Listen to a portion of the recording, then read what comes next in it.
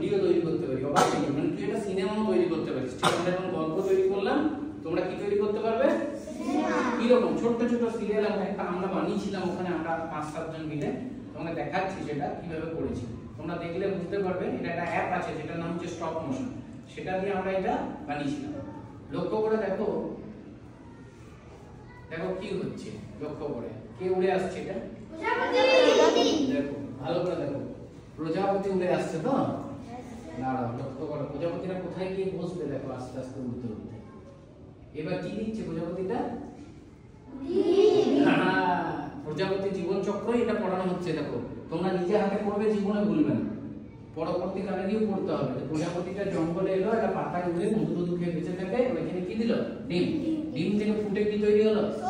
শুয়োপোকা। শুয়োপোকাটা বাঁচবার জন্য ওকে কি খেতে হচ্ছে? পাতা। খাচ্ছে পাতাটা? পাতা খেয়ে উড়িয়ে দিল, পুশ, শেষ হয়ে গেল।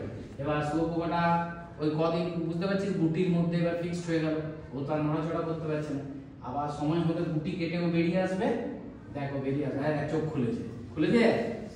হ্যাঁ এবার কি হলো তার থেকে? দিয়ে কোথায় চলে গেল? উড়ে আবার মধু খেতে এসছে।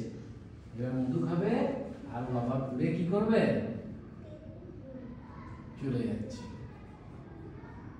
যাচ্ছে।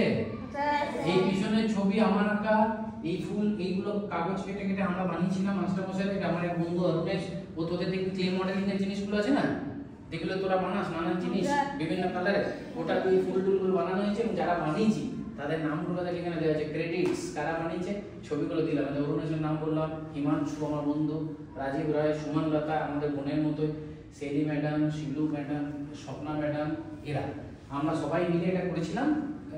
তো ছোট্ট গল্পটা দাঁড়ালো প্রজাপতির জীবন চক্র। কি দাঁড়ালো?